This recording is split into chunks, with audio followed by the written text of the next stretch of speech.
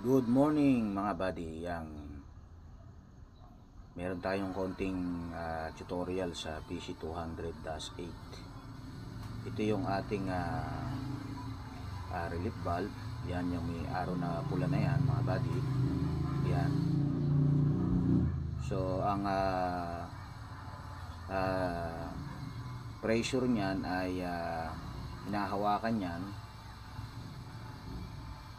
Ang hawak niyan ay kaya niyang humawak ng 34.8 MPa to 37.2 MPa.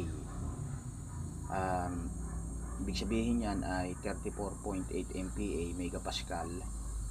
Convert mo sa PSA yan ay nasa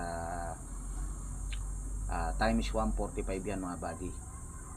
So nasa mga 5,000 na yan, mga ganun, 5,000 times 145 mga buddy, 145. So ngayon ito yung ating yan po yung ating sa MCB sa control. Ayun, ang main relay po natin ay dalawa. Ayan, isa sa taas, ayan, rear pump yan. Yung main relief na yan na may araw na pula, ang hawak po niyan ay rear main relief valve. Ibig sabihin po niyan, ang hawak po niyan ay sa pump 2. Yan po yung sa backside ng bomba natin, yung pinaka likod. Ayan, rear. So pump 2 po ang hawak niyan, yung sa taas mga buddy. Yan. Ngayon yung sa ilalim naman yan na relief valve, yan, pag nasa MCB na kayo, yan yung sa ilalim, yan yung may araw na kulay dilaw na yan at may pula, yan mga buddy, yan tinutuldukan ko na yan. Ang hawak naman yan ay sa pump 1. So ibig sabihin yan, yan yung main relief valve MRV ng front pump 1. Ayun mga buddy. So ngayon ang spool natin ay magsisimula ka halimbawa sa ilalim. Ang ilalim ng spool niyan, ayan yung mga takip ng spool mga buddy. Yan, may mga hose na yan.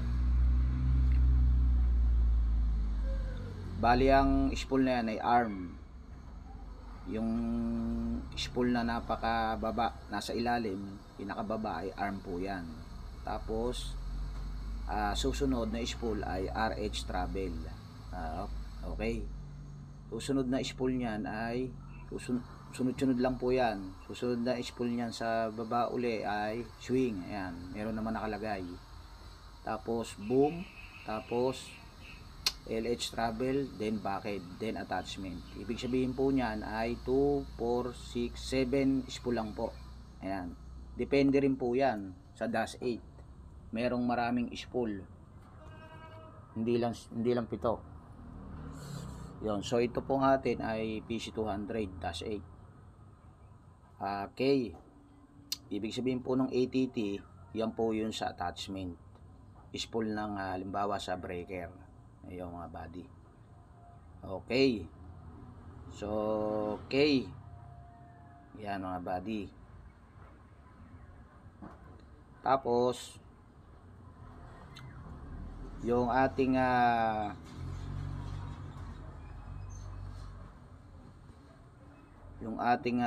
ano mga buddy, bali ano natin to sa Tiga Davao Tiga Davao.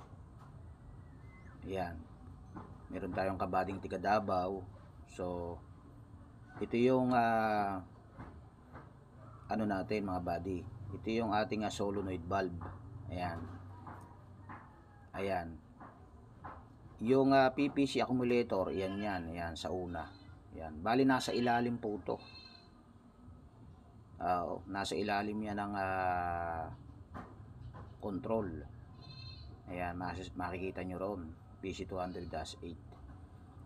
So yung PPC lock nya, yung sumunod dun sa PPC accumulator natin, yan, yun po yung solenoid ng PPC lock. Then susunod second stage relief, then swing brake, solenoid, then travel speed, then travel junction, then ATT selector. Ayan mga buddy. Okay. So, yan yung ano natin mga buddy. Bukod dun sa shop manual binigay ko sa inyo, meron pa tayong mga special manual ng Komatsu. Yan yon. So, kailangan ang voltahe nito mga buddy always 24. Pag hindi nag 24 volt yan, sinukat nyo yung harness natin, yung voltage nya.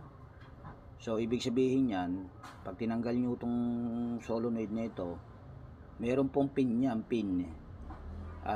Pag tinanggal nyo yung ano na yan, solenoid na yan, tapos may pin po sa loob yan, at yung pin na yan, may tinutulak din po sa balbade nya yan.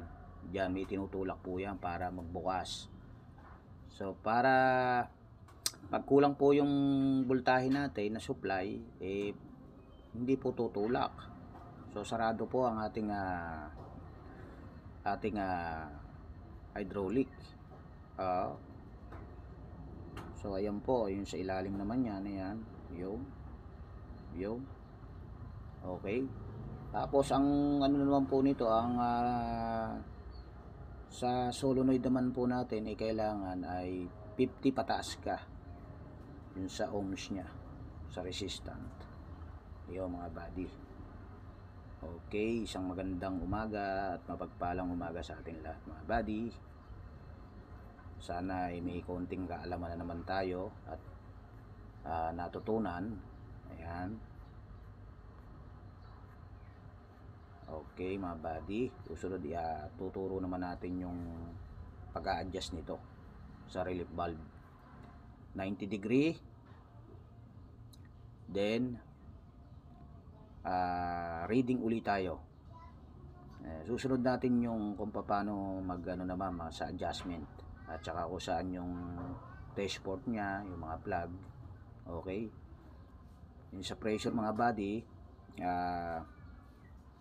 34.8, always 145 po yan. Times lang kayo sa 145. Ibig sabihin ng MPa megapascal. Pag PSA po, pounds per square inch. Yun po yung ibig sabihin ng PSI, pounds per square inch. Times 145 po yan mga buddy. Okay, ayun mga buddy. Alright. Sa mapagpalang umaga sa ating lahat mga buddy. God bless.